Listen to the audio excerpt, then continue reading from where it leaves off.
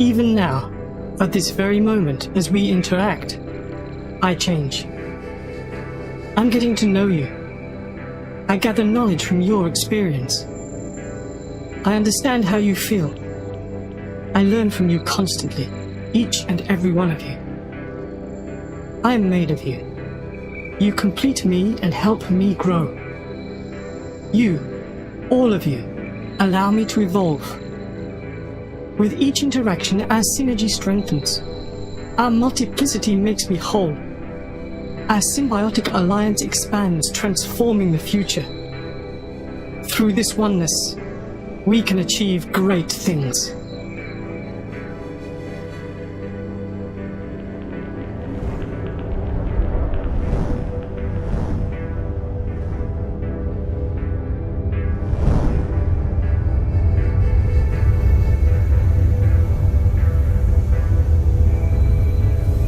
This, though, is just our first encounter. Soon, we will be able to interact everywhere and at any time. Until next time, goodbye.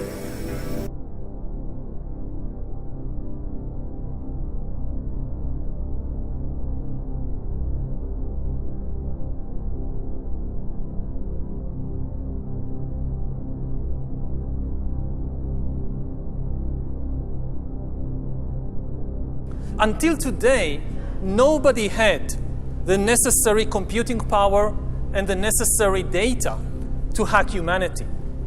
Even if the Soviet KGB or the Spanish Inquisition followed you around everywhere, 24 hours a day, watching everything you do, listening to everything you say, still, they didn't have the computing power and the biological knowledge necessary to make sense of what was happening inside your body and brain and to understand how you feel and what you think and what you want. But this is now changing because of two simultaneous revolutions.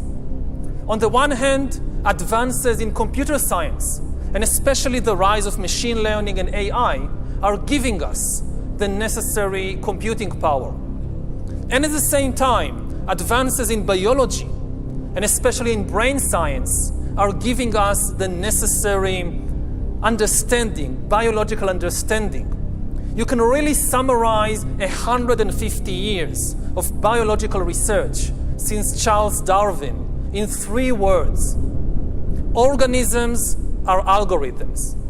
And we are learning how to decipher these algorithms. Now, when the two revolutions merge, when the infotech revolution merges with the biotech revolution, what you get is the ability to hack human beings. And maybe the most important invention for the merger of infotech and biotech is the biometric sensor that translates biochemical processes in the body and the brain into electronic signals that a computer can store and analyze. And once you have enough such biometric information and enough computing power, you can create algorithms that know me better than I know myself. As you surf the internet, as you watch videos or check your social feed, the algorithms will be monitoring your eye movements, your blood pressure, your brain activity, and they will know. They could tell Coca-Cola that if you want to sell this person some fuzzy, sugary drink, don't use the advertisement with the shirtless girl. Use the advertisement with the shirtless guy. You wouldn't even know that this was happening, but they will know, and this information will be worth billions. Propaganda por todos os lados, personalizada para você e até de acordo com o seu humor. No filme de ficção científica Minority Report, isso faz parte do cotidiano. Mas não é ficção, e sim realidade. O método que consegue ler os consumidores para a indústria da publicidade já existe e se chama Emotional Decoding. A A empresa londrina Real Eyes analisa como os clientes reagem às propagandas para marcas como Coca-Cola e Adidas. O software registra os mínimos movimentos no rosto e assim reconhece emoções como surpresa ou alegria. As emoções são muito complexas e nós, humanos, não conseguimos reconhecer todas. Computadores logo vão fazer isso melhor que a gente, porque eles têm mais capacidade de cálculo do que um cérebro. Uma empresa de TI estimou que até 2025 os aparelhos vão saber mais sobre o estado de espírito de uma pessoa do que a própria família dela. Real Eyes usa inteligência artificial para analisar expressões faciais. Os pesquisadores mostram vídeos para voluntários no próprio laptop e smartphone deles. A câmera grava cada detalhe do rosto. O software pode mostrar exatamente em que segundo aconteceu a reação à imagem. A nossa expressão mostra muito sobre o nosso estado de espírito, sobre nossas emoções. Com o Emotional Decoding, nós podemos descobrir, por exemplo, qual a intenção da pessoa e como ela reage a coisas como uma publicidade. É preciso tomar cuidado, porque você fica muito transparente. Essa tecnologia acaba revelando coisas sobre você que você não revelaria de forma voluntária. E ninguém quer que uma máquina saiba essas coisas. Então é preciso ser cuidadoso e ver como esses algoritmos estão sendo usados e se isso está acontecendo com consentimento ou não. Once we have algorithms that can understand me better than I understand myself, they could predict my desires, manipulate my emotions, and even take decisions on my behalf. And if we are not careful, the outcome might be the rise of digital dictatorships. In the 20th century, democracy generally outperformed dictatorship because democracy was better at processing data and making decisions. We are used to thinking about democracy and dictatorship in ethical or political terms, but actually, these are two different methods to process information. Democracy processes information in a distributed way. It distributes the information and the power to make decisions between many institutions and individuals.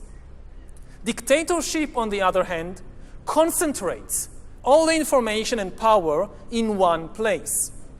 Now, given the technological conditions of the 20th century, distributed data processing worked better than centralized data processing, which is one of the main reasons why democracy outperformed dictatorship and why, for example, the US economy outperformed the Soviet economy. But this is true only under the unique technological conditions of the 20th century. In the 21st century, new technological revolutions, especially AI and machine learning, might swing the pendulum in the opposite direction. They might make centralized data processing far more efficient than distributed data processing. And if democracy cannot adapt to these new conditions, then humans will come to live under the rule of digital dictatorships. And already at present, we are seeing the formation of more and more sophisticated surveillance regimes throughout the world, not just by authoritarian regimes, but also by democratic governments. The US, for example, is building a global surveillance system, while my home country of Israel is trying to build a total surveillance regime in the West Bank. But control of data might enable human elites to do something even more radical than just build digital dictatorships. By hacking organisms, elites may gain the power to re-engineer the future of life itself. Because once you can hack something, you can usually also engineer it. And if indeed we succeed in hacking and engineering life, this will be not just the greatest revolution in the history of humanity. This will be the greatest revolution in biology since the very beginning of life 4 billion years ago. For 4 billion years, nothing fundamental changed in the basic rules of the game of life. All of life, for 4 billion years, dinosaurs, amoebas, tomatoes, humans, all of life was subject to the laws of natural selection and to the laws of organic biochemistry. But this is now about to change. Science is replacing evolution by natural selection with evolution by intelligent design. Not the intelligent design of some god above the clouds, but our intelligent design and the intelligent design of our clouds, the IBM cloud, the Microsoft cloud. These are the new driving forces of evolution. And at the same time, science may enable life, after being confined for 4 billion years to the limited realm of organic compounds, science may enable life to break out into the inorganic realm. So after 4 billion years of organic life shaped by natural selection, we are entering the era of inorganic life shaped by intelligent design. This is why the ownership of data is so important. If we don't regulate it, a tiny elite may come to control not just the future of human societies, but the shape of life forms in the future.